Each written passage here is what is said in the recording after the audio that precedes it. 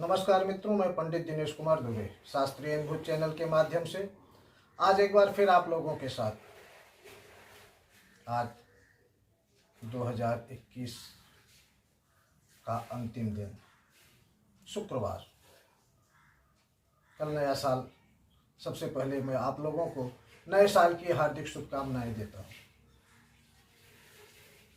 2021 की अस्त्रपूरित विदाई भी कर रहा हूँ। कोरोना की वजह से बहुत सारे जनधन की हानि हुई। मैं भगवान से प्रार्थना करूँगा कि आने वाला साल आप लोगों के लिए सुख समृद्धि के साथ साथ सेहत और सब कुछ आपके लिए बहुत अच्छा हो। नया साल। धन्यवाद साथियों। अब हम आगे चलते हैं। आज हम एक महाभारत की ही घटना समझ लीजिए, महाभारत से थोड़ा सा हटके है। बहुत अच्छा विषय है। महाभारत का युद्ध खत्म हो चुका था। सब कुछ खत्म होने के बाद की बात है। भगवान श्री कृष्ण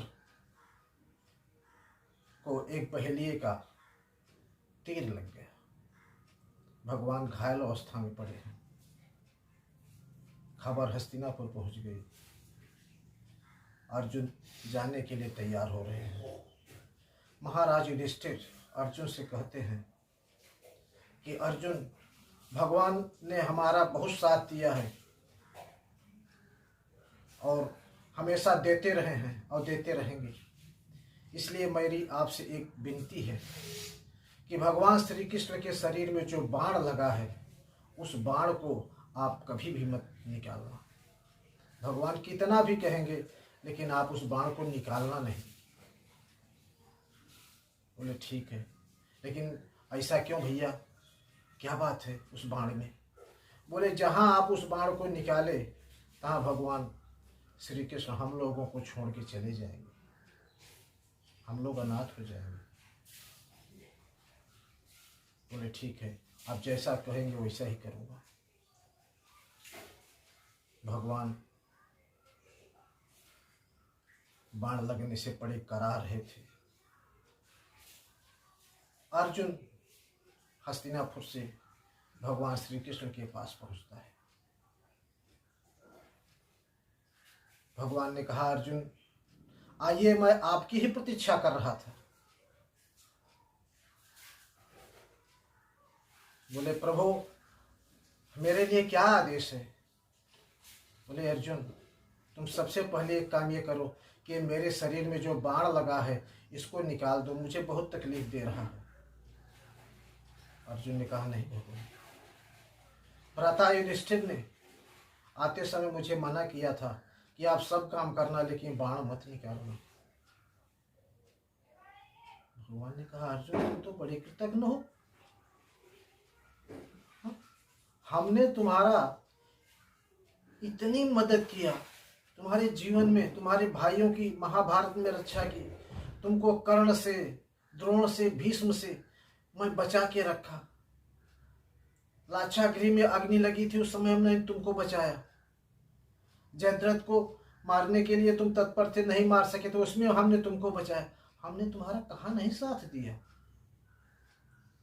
मैं क्या कह रहा हूं तुमसे, मेरे शरीर में बाण बहुत दुख दे रहा है, इसको निकाल दो, और वो तुम नहीं निकाल रहे हो। तुम तो बड़े स्वार्थ पूरित आदमी निकले। अर्जुन ने कहा, नहीं भगवान, आपकी आज्ञा है तो मैं बाण निकाल देता हूं। मैं ऐसा नहीं, मैं आपका भक्त हूं। आप जैसा कहेंगे मैं वैसा करने के लिए तैयार हूं। तो बोले अर्जुन, देर मत करो, मेरे शरीर में जो बाण लगा है उसको निकालो, इससे मुझे बहुत तकलीफ हो रही है। अर्जुन करता नहीं करता, क्या करता? आखिर भगवान का भक्त था। अब भगवान के भक्त भगवान की बात का अवहेलना तो कर नहीं सकता। उन्होंने उस बाण को जो भगवान के शरीर में लगा हुआ था, उस बाण को उसने निकाल दिया। अब आप सोचिए, महाभारत के युद्ध के दौरान कितने बड़े बड़े ब्रह्मास्त्र, नारायणास्त्र, कौन कौन से दिव्यास्त्र भगवान श्री कृष्ण बर्दाश्त कर ले गए, लेकिन बहेलिए का एक छोटा सा कील नुमा बाण भगवान नहीं बर्दाश्त कर सके। आखिर एक भक्त को दिया गया वरदान जो उनको पूरा करना था। उन्होंने बाली का वध किया था, तब उन्होंने कहा था ठीक है, इसका बदला मैं तुमको द्वापर में चुका दूंगा। वही बाली व्याध के रूप में भगवान श्री कृष्ण से बदला लेता है, और उसमें उसका स्वार्थ भी छिपा था, उद्धार भी छिपा था कि उस बाण के मारने के बाद उस व्याध रूपी बाली का भी उद्धार हो जाएगा। और अर्जुन ने उस बाण को निकाल दिया। जब उस बाण को अर्जुन ने निकाल दिया तब भगवान ने कहा कि अर्जुन, अब मेरा जाने का समय आ गया है। अब इस पृथ्वी पर आज मेरा अंतिम समय है। अर्जुन लगा रोने, बोले प्रभु आपने क्या कर दिया? अभी तो आप बड़ी बड़ी बातें कर रहे थे, आप अब जाने की बात कर रहे हैं। बोले मुझे जाना पड़ेगा अर्जुन। तो अर्जुन बोला भगवान तो मेरे लिए क्या आदेश है? भगवान ने कहा अर्जुन, मेरे जाने के 2 घड़ी के अंदर ये द्वारिका जलमग्न हो जाएगी, यहाँ कुछ भी नहीं बचेगा। आप जितना जल्दी हो सके और औरतों और बच्चों को जो भी मिले उनको समेट के और द्वारका से तुरंत निकल जाओ। और हाँ, ध्यान रखना, मेरे इस लोक को छोड़ते ही यहाँ चोरों और लुटेरों का साम्राज्य हो जाएगा। तो आप चोरों और लुटेरों से सावधान रहना, कहीं आपको तकलीफ न हो,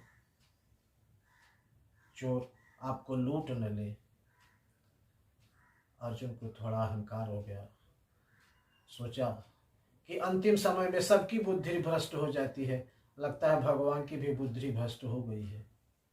हाँ, जिसके हाथ में गांडीव हो, इतने बड़े बड़े अस्त्र हो, हाँ, आज इस समय कोई नहीं बचा है हमारे सामने त्रिलोक में धनुधारी हमारे जैसा, हमारा कौन सामना कर सकता है। लेकिन अर्जुन को नहीं पता था कि उसके सारे दिव्यास्त्र सब कुछ खत्म हो चुके थे। भगवान के जाते ही सारे अस्त्र शस्त्र सब जहाँ के तहाँ धरे रह गए, कुछ भी नहीं बचा था। लेकिन इसकी जानकारी अर्जुन को नहीं थी, उसको तो अहंकार था। उसने तुरंत भगवान को प्रणाम किया और द्वारका में पहुंचकर सब स्त्रियों बच्चों को लेकर लपेटकर जंगल के रास्ते से निकलने लगा।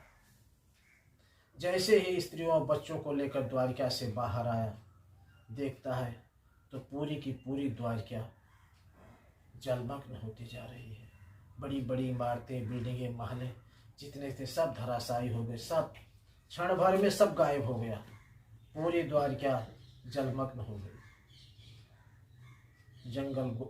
अर्जुन जो है गोपियों और बच्चों को लेकर जंगल के रास्ते से निकल चला।